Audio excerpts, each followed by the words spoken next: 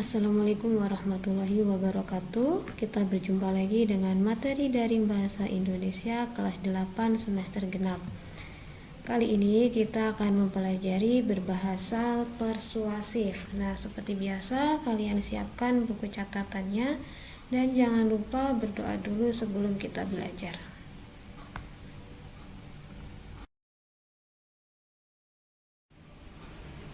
Berikut ini Ibu sampaikan kompetensi dasar untuk materi kali ini, yaitu KD 3.13 dan 4.13.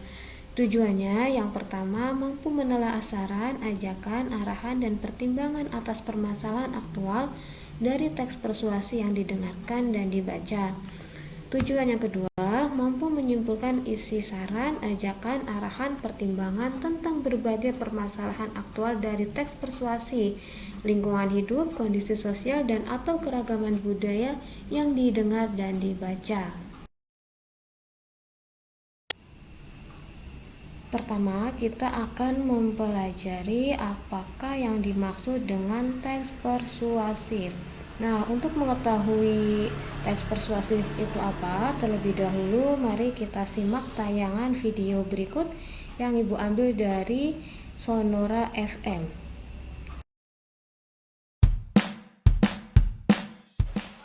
Yang pertama 5 Sekawan, karena bukunya seru banget.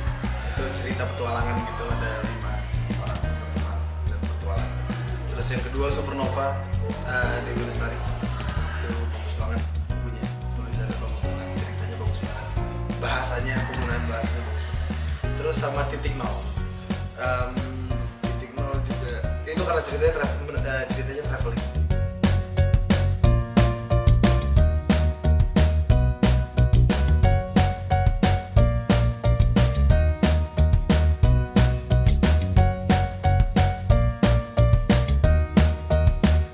Kita seringkali salah kaprah ketika kita punya anak. Kita akan membuat atau melakukan begitu banyak hal untuk memastikan anak kita bisa mengeja, bisa membaca.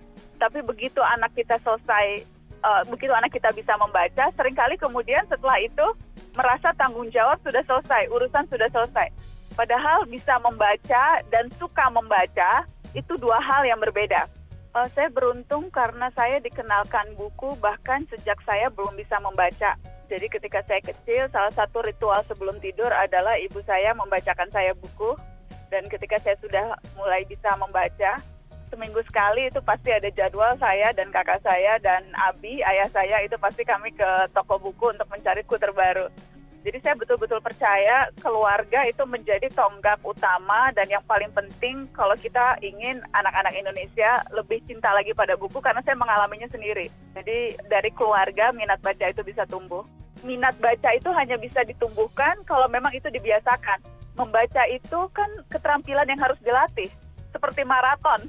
Semakin kita sering lari, semakin kuat, semakin suka, begitu ya, daya tahannya semakin maksimal. Jadi membaca juga seperti itu, harus dibiasakan, harus dilatih lewat serangkaian latihan yang dibiasakan. Saya selalu ajak ke teman-teman untuk meluangkan waktu minimal 20 menit sehari untuk membaca. Dan kemudian buat target yang masuk akal. Misalnya 20 halaman per hari, tentukan waktu tertentu. Bangun pagi setelah sholat subuh misalnya. 20 halaman tuh kira-kira 20-an menit lah. Jadi masa sih tidak bisa investasi pada diri sendiri untuk membaca 20 menit sehari, misalnya gitu kan. Yeah. Terus kemudian kalau saya punya tips misalnya, baca lebih dari satu buku pada saat yang bersamaan. Jadi kalau malam sebelum tidur itu saya biasanya baca novel, supaya tidurnya lebih enak. Kemudian kalau siang hari itu akan baca bahan-bahan yang lebih berat, yang memang memerlukan konsentrasi. Kalau lagi di mobil atau kalau lagi di salon atau di mana. Jadi saya selalu membaca buku yang berbeda-beda pada waktu yang bersamaan. Baca dimanapun, di jalan, di busway, lagi nyusuin anak, lagi makan, lagi nunggu antrian. Saat yang lain lagi cek Facebook atau cek Instagram, baca. Jadi karena saya merasa ini tuh harus diatur di tengah kesibukan kita saat ini.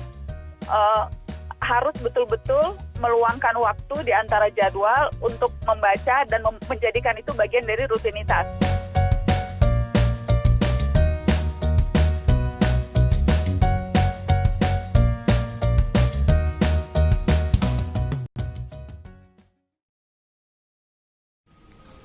Nah, apakah isi dari video tersebut?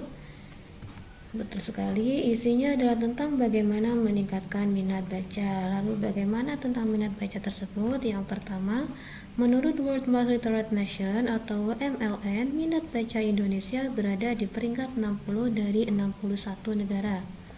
Menurut UNESCO, hanya 1 dari 1.000 orang Indonesia yang memiliki minat baca. Keluarga menjadi tonggak utama kalau ingin anak-anak Indonesia cinta membaca. Membaca itu keterampilan yang harus dilatih seperti maraton, membaca bisa dimanapun.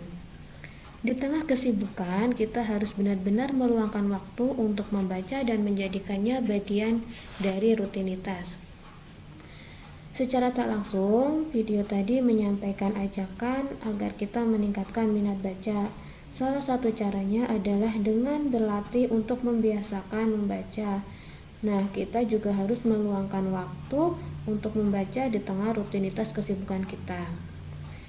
Karena berisi ajakan atau bujukan, maka isi dari video tersebut termasuk ke dalam teks persuasi.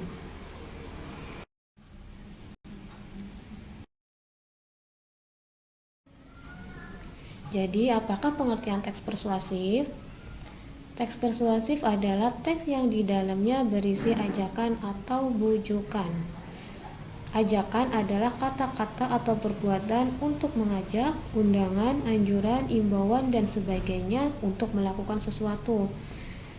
Tandanya kita bisa menentukan apakah itu teks persuasif atau bukan dengan menemukan kata-kata di dalamnya. Misalnya ada kata harus, hendaknya, sebaiknya, usahakanlah, jangan, hindarilah, dan sejenisnya.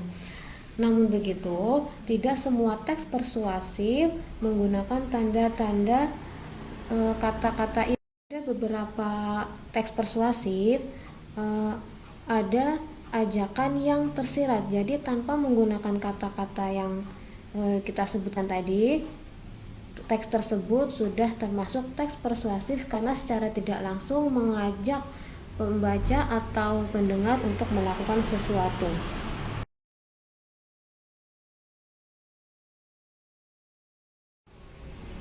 Yang kedua, kita akan mempelajari bagaimana menyimpulkan isi teks persuasif. Untuk menyimpulkan teks persuasif, kita cukup mencari jawaban atas pertanyaan mengajak apa teks persuasi itu.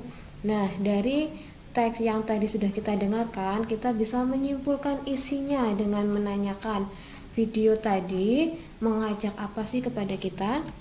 Jawabannya adalah, agar minat baca meningkat, kita harus berlatih meluangkan waktu untuk membaca dan menjadikannya bagian dari rutinitas sehari-hari. Nah, ini adalah kesimpulan dari teks persuasi yang tadi sudah kita dengarkan. Oke anak-anak, materi kita untuk hari ini cukup sekian. Terima kasih atas perhatiannya. Wassalamualaikum warahmatullahi wabarakatuh.